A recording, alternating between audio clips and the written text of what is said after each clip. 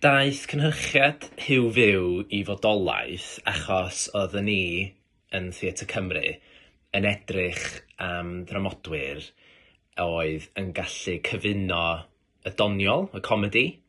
efo themâu cymhleth yn archwilio digwyddiadau neu teimladau yng Nghymru heddiw. Ac oeddwn ni hefyd yn really keen i weithio efo enwau o fewn y byd Cymreig, hynny ydy awduron neu pobl fysa cynulleidfaoedd Cymru wir eisiau dod i'r theatr i wylio eu gwaith nhw.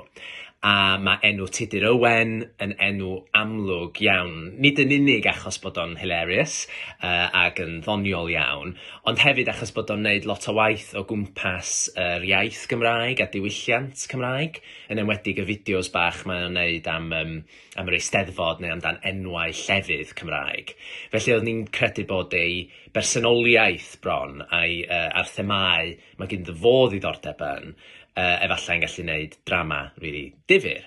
Felly 2 flynedd yn ôl nes i gyfarfod efo Tudur, gofyn os oedd gen i unrhyw syniadau yn Caernarfon, a mi oedd gen i fo'r syniad yma am Huw Fyw, am ddyn oedd wedi mynd i'r ail ryfel byd, a mi oedd na 2 Huw yn y pentref, ond mond un ddoth yn ôl, sef Huw Fyw, a'r llall aeth hefyd i'r rhyfel oedd Huw Farwodd, a nath o ddim dod yn ôl.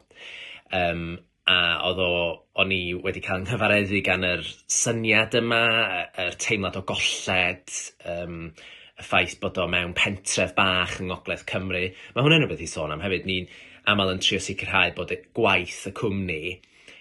wedi ei leoli mewn gwahanol ardaloedd o Gymru. Felly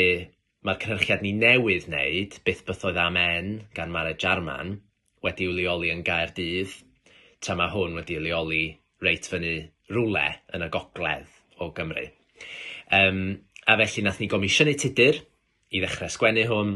a dros y 2 flynedd dwytha, dyn ni wedi bod yn mynd nôl ac ymlaen efo nodiadau. Mi ydyn ni wedi bod yn rhedeg gweithdai efo Tudur o amgylch datblygu'r sgript, datblygu'r cymeriadau, llais y cymeriadau, sicrhau bod y cymeriadau yn wahanol i'w gilydd a bod na wrthdaro rhwng y cymeriadau. A wedyn nath ni benderfynu, mae hwn yn barod i fynd o flaen cynulleidfa, a felly da ni wedi bod wrthi yn castio, a yn fuan iawn mi fyddwn ni'n dechrau ymarferion, a wedyn mi fydd o'n mynd ar daith o Gymru am fis, ym mis Mai 2025, a da ni'n excited iawn.